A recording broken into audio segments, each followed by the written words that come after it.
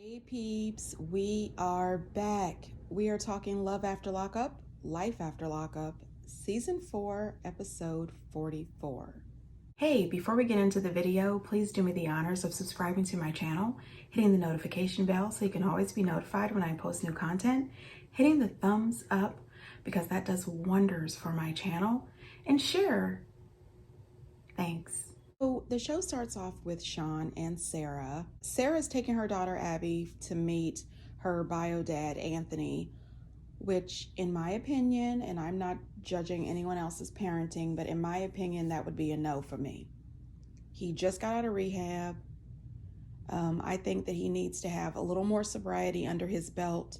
He also needs to be able to hold down a job. There's a whole lot of things that need to be proven before I would allow him to spend any time with my child. What I didn't appreciate about it is she told her that she was going to be meeting a friend of mommy's and not to tell Sean. And I thought, this is really bad. You're teaching her to lie. And later in the episode, when they go home, she reminds her again not to tell Sean that Anthony was at the park and to say that it was just her and Sarah at the park. And the little girl looked really uncomfortable when Sarah was saying that it was just them at the park and they were going down the slide together. And no, ma'am. No, ma'am. And then when Anthony got to the park, Sarah tells her, go play with mommy's friend. That's a little weird. This is a grown-ass man. He is not 8. You know what I mean? I don't know if that's a good thing to tell your daughter. Go play with mommy's grown-ass friend. I don't like that. Not to mention, he was giving her a few hugs, a few kisses, which is understandable. She is his daughter, but that little girl doesn't know that. It's giving mixed messages. It's doing too much for me. Sarah then tells him that she doesn't want to tell Abby that he's her father until she knows for sure that he's not going to, go back to using and things like that. Yeah, I just don't even think you should have introduced him to mommy's friend. To me, it seemed more important for her to spend time with Anthony than it was for Abby to spend time with Anthony. And it seems that Anthony is absolutely more interested in Sarah, in my opinion, than forming this relationship with Abby. It's as if both of them are using Abby as a reason to come together. He did look sober. He looked clear. He seemed to be happy to be spending time with Abby. Sean was blowing up Sarah's phone, trying to get in touch with her. My thing is this: Sarah is always preaching about how she hates that Sean lies. She wants Sean to put more time in. She really, loves her relationship with Sean, which shows that she's lying. Because if you really loved your relationship with Sean, you wouldn't lie like this. But she's doing everything that she doesn't want Sean to do to her. She gets home and Sean has set up a hot tub in the living room. Now, first of all, if I'm the landlord, that is a no-go. I'll throw your ass out, okay? You are not setting up a hot tub in the middle of my living room. Put that out on the back deck. Or put that down in a concrete basement or something. You don't put a daggone hot tub in the middle of the living room. What if that thing busts? And then you're just going to ruin... No. Listen, Sean puts some balloons up. I don't know what's up with the smiley face balloons, but anyway, he puts up some balloons, gets him some champagne and some candles, some rose petals, and he wants to have a little action, in the middle of the living room in the hot tub where Abby could just come down the steps at any point. Anyway, Sarah's not interested. And she tries to tell him, I'm so tired. We was at the park. I'm exhausted. I said, wait a minute. Isn't that the same song and dance he gave her when she was hanging in the sex swing that her mama helped her hang up? Girl, listen, I know the truth. You wasn't too tired. If Anthony had set his ass in the hot tub in the middle of the living room, which is definitely a hazard, your ass would have jumped in that hot tub quick, okay? You would have put Abby to bed so daggone fast and jumped in that hot tub if that was Anthony. Sarah is a little liar, and Sarah wants that old thing back. Sean, honey, your days are numbered. That's all I'm saying. If Anthony manages to stay sober, stay out of jail, and keep a job, you are done for, Sean. Taylor and Chance. Now we see Taylor taking Chance to meet a financial advisor. I said, oh my gosh. We find out that he's got those 7 credit cards that are completely maxed out. He tried to tell the advisor that his cards were not maxed out. And Taylor says, I call bullshit, which is the truth. We just saw you have to split up $140 tab over 3 credit cards. This just makes no sense. I mean, I am still suffering from the secondhand embarrassment. I need to give you 3 credit cards for $140. Oh gosh, no. We find out that he's got 3 loans from the bank. I said, you know what, at this point, Chance's credit score is negative 750. And then we find out that Taylor's mortgage is 2 months behind. I said, well, what? You know what? The mortgage is behind, the electricity is behind, and so is the water bill. I said, wait a minute, you've got 3 small children at your house and a baby on the way. You know what? I want to feel bad for Taylor, but I can't. You allowed this nasty man to come home from jail, move in your house, get rid of your sister, go from the back to the front and give you a nasty infection that led you at the hospital. Your sister ends up in rehab. You end up pregnant without a job. And this jackass has taken out all these loans, all these credit cards. Your mortgage payment is behind by 2 months. And he's going down to the local casino a few days a week. Then he tells her this stupid story about, oh, well, the money is going X, Y, and Z because I'm eating breakfast and lunch out every day. And boy, get the hell up out of here. Listen, Taylor, this is just stupidity in so many ways. There is no way that I would allow my mortgage to be 2 months late. This is where my children lay their head. We don't have anywhere else to be. My kids need water. They need electricity. They need food. They need stability. As a woman who was a single mom of 3 children and was holding it down to the point where you were able to have good credit and buy a house, how do you let this shit happen?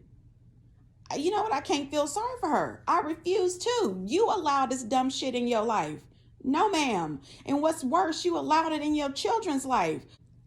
Taylor, listen, you need to sit down somewhere and come up with a plan. You've got to get a job. You've got to start taking care of yourself and your children. Listen, you need to take over the account and start paying your mortgage before anything else. I don't give a shit about his loans or his credit cards because you know his credit cards and his loans do not affect your mortgage. You need to pay that mortgage. Then she finds out that he's been texting somebody or sending pictures to somebody or doing something. You know, they come home from the financial advisor and he's talking about, oh, so you're mad at me now after what I told you. You damn right I'm mad at you now. You out here gambling away every damn thing. We don't even have enough stuff for the new baby. No clothes for the new baby, nothing. The mortgage is behind and you're at the casino gambling until you're negative $700. Anyway, she starts burning up his stuff out in the front yard and he tells her that she needs to sleep in the garage. I said, say what now? She needs to sleep in the garage. Listen, I wouldn't be out in the front yard, backyard, side yard, none of that, burning up his shit. When he was in that shower, I would have threw all of his shit outside. Then when he got out of the shower, I would have informed him, all of your stuff is outside. And then I would have locked my doors, barricaded my doors, and told him, sleep in your truck. Find you somewhere to be. Your time is up. Bye, bitch. I mean, geez. Seriously, she's sleeping in the garage. I'd have told him no. Sleep in your truck or see if Work Jess, that's the name he had in his phone for the person he was texting with, see if Work Jess will allow you to sleep at her house. Taylor, listen, girl, you need to grow the hell up. Grow all the way up. Put your big girl panties on and move on with your life. You are out here looking ridiculous with Chance. Lindsay and Blaine. So Lindsay is worried about Blaine because he has not told her that he made that deal with his attorney. And I still don't understand how that deal worked out. You went from looking at 20 years in jail to 3 years house arrest. Anyway, she's in here with this script, because honey, this has got to be scripted, calling up one of her friends who owes her money to ask her to call up all these other people that happen to owe her money. Girl, please. We see the way you and Blaine is living. There's no way in hell that all these people owe you money. I'm not buying it. There's no way that one person owe you 1,000, another person owe you 1,800, another person owe you 1,400, another person owes you 850. Get the hell up out of here. All lies. And if you have that much money to be loaning people, you would think you would just give all that money to your mom, who's been raising Miley Grace her whole life. Girl, bye. You didn't have no damn money. You didn't loan anybody any money. I don't understand why he doesn't tell her about this house arrest situation, because she definitely needs to know, because during this house arrest situation, he may not even be able to live in the same place as her. She is also a felon. They need to discuss this. What she needs to do is pack up her little shit and move home with her mama and Miley. Get a real damn job and a real attorney and clean your life up. Shit.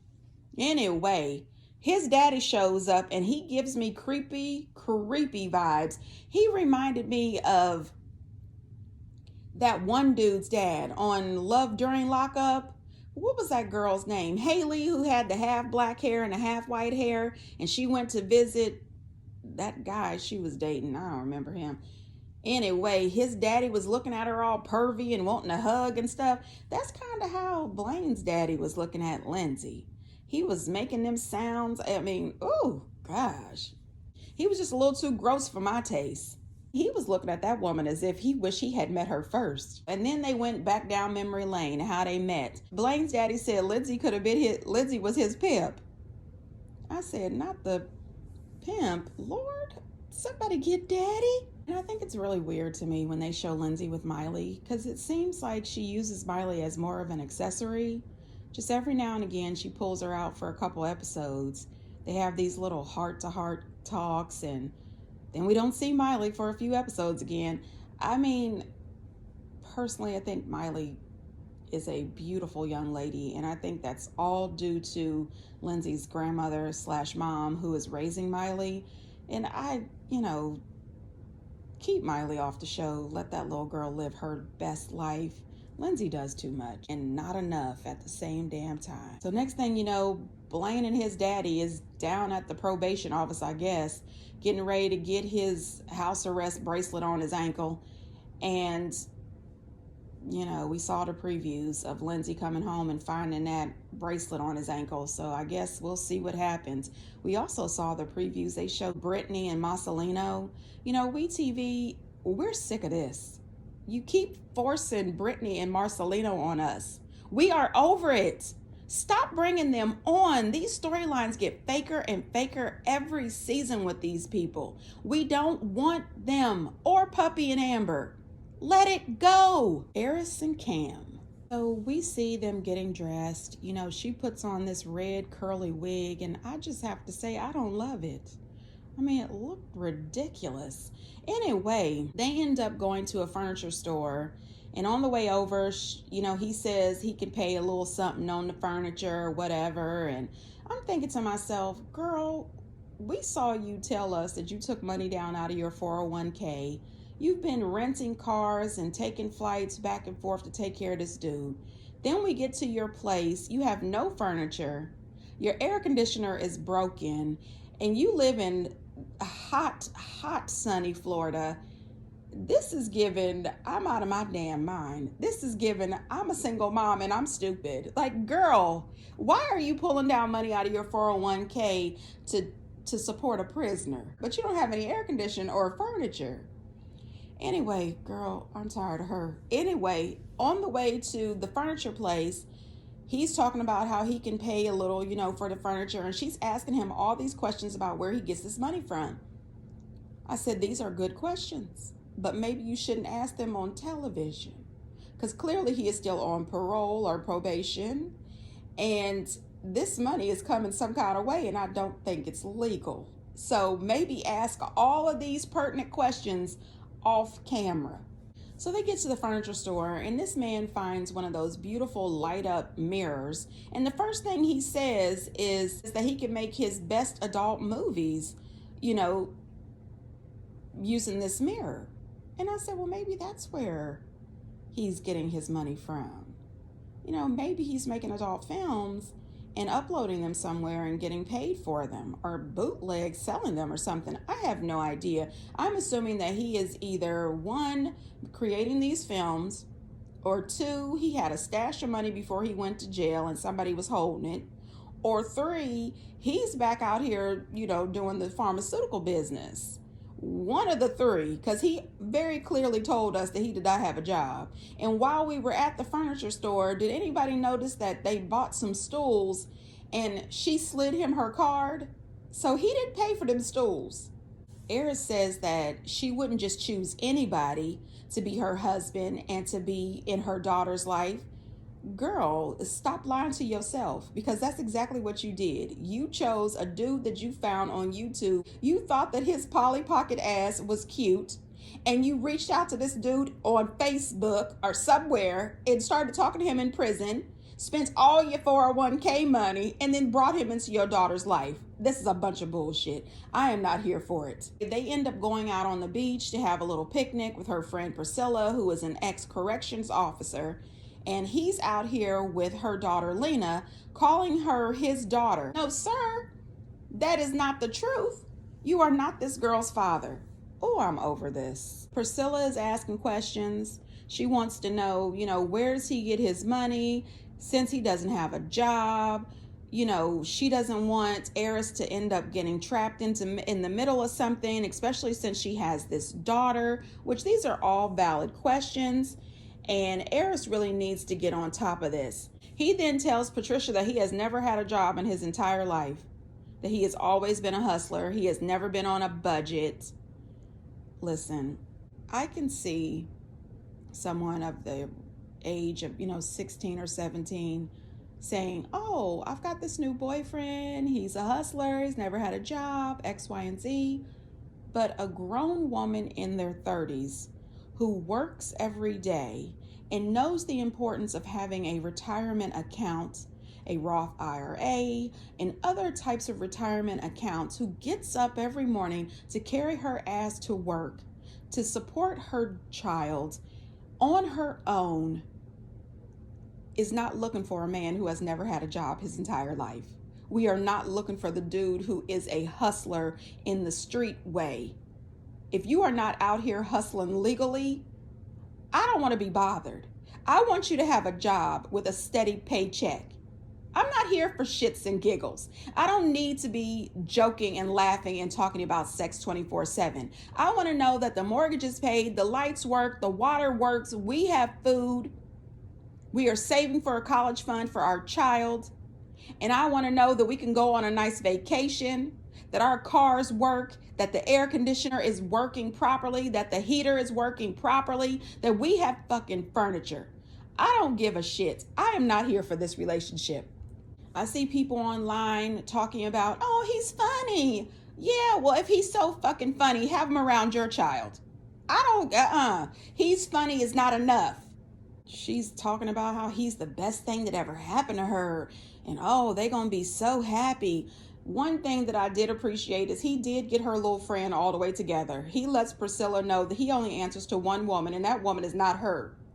Because Priscilla did let him know that they would get his ass all the way together if he mistreated her friend. So I'm here for that too, Priscilla. Okay, back your friend up, because she's going to need it. This little Polly Pocket, he's too much. Monique and Derek. The show is over because Derek and Monique keep fighting. Derek keep putting his hands on Monique, so they don't want to record with them no more. That's why we're not recording no more. And plus, Derek and them are not going to allow me to get on there because they don't want me to steal the show or whatever. But we're not recording because Derek keep putting his hands on Monique. I love you, Sue. That's why they're not recording. Honey, now listen. Did you hear Elizabeth? Elizabeth is alleging that we will not see Monique and Derek anymore after this. She is alleging that Derek is putting his hands on Monique. I don't know if that's true or not. These are Elizabeth's words, not ours. If Derek is putting his hands on Monique, Derek needs to go to jail. Monique, if she keeps accepting this, she's accepting the cheating. I don't know if she's also accepting him hitting her. I'm not sure. Monique, you deserve better. You need to start waking up every morning, looking yourself in the mirror and telling yourself, you are worthy, you deserve better than this. Your health and happiness is more important than a WeTV check and some fame.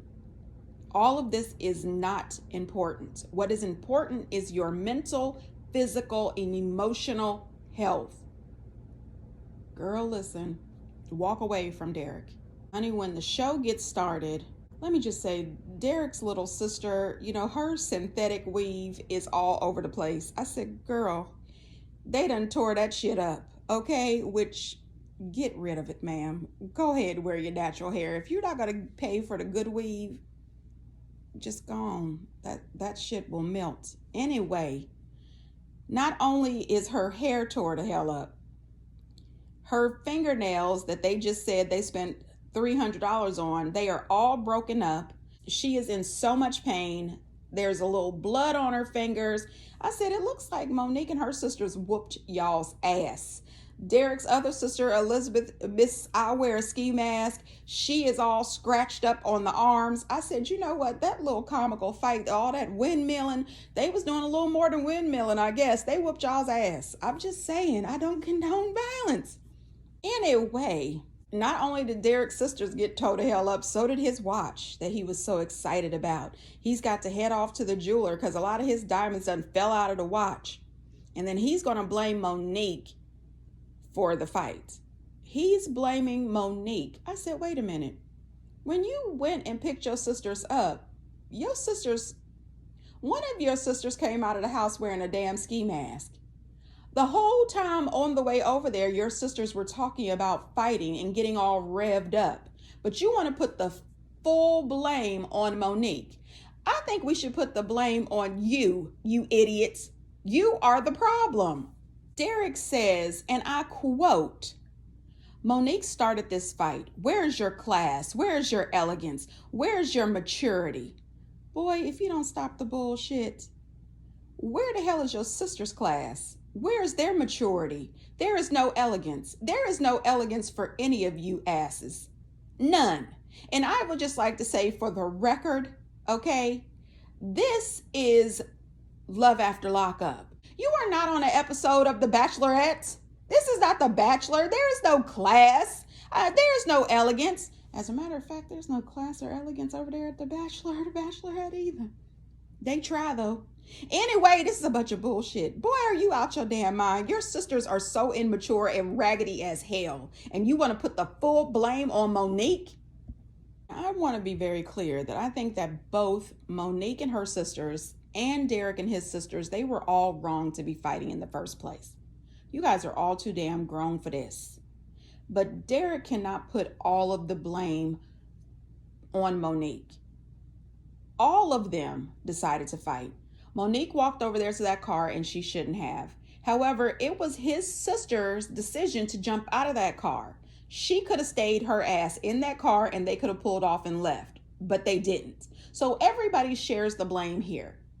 You know what? If they are truly removed from the show, I will not be upset or disappointed. But what I will say is while you're removing people, please remove Puppy and Amber. Please remove Brittany and Marcelino. You can take Sarah and Sean if you'd like. And we don't need Ray and Brittany either. Blaine and Lindsay can go. I'm just saying, my list just keeps getting longer and longer. Anyway, moving on. Justine and Michael. We find out that Michael Jr. is now living with Justine and the kids. And as soon as I found that out, I had two thoughts. One was, I'm really happy that Michael Jr. gets to be with his father. You could tell that he has missed his dad. You could tell that Michael is so excited to have his son with him. My second thought was, poor Santana. Santana is already struggling. He already is having a really hard time with Michael being in the house. And now he has another person that he has to get used to. And we haven't heard anything about them getting him any help. And you know, Justine and Michael are still dressed alike. They are still dressed as if they are about to go on a heist. We find out that he has gotten permission to leave the state. He has got permission, him and Justine are going to Las Vegas and they are extremely excited about this. I tell you what, if I have been on house arrest and I cannot leave the state and I find out that I can leave the state for a while, you best believe that I'm headed to Rhode Island so I can see my children before I traipse my ass off to Las Vegas. That's just me. I'm just saying. He calls his sister, who, does not really mess with Justine after that big blow up at the park, and asks her if she could come the very next day and babysit the kids for the next 7 to 8 days. And I said to myself, if somebody called me today and said, can you show up to my house tomorrow to watch our kids for 7 or 8 days? I would say, I just can't come and watch your kids for 7 or 8 days on one day's notice.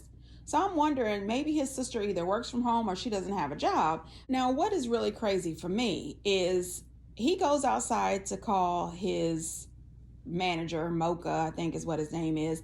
And Mocha is telling him, oh, are you coming alone? I said, alone? Are you kidding me? Justine can't sit on the couch without being on that man's lap. There is no way that he can go anywhere alone. She has to be up under his ass all day, every day. She won't even give this dude 2 feet. There is absolutely no way in hell that he's going anywhere without this woman. And I'm telling you, real needy people like this who have to be up under me is a turnoff. I don't like that. Like, give me space. Anyway, Mocha then goes on and tells him that he hopes that he doesn't wear his wedding ring. First of all, I would just like to say, Mocha, stop the shit. There are so many hip-hop artists, so many actors, singers, people out here in the entertainment world who are married and they wear their ring and it doesn't stop a damn thing.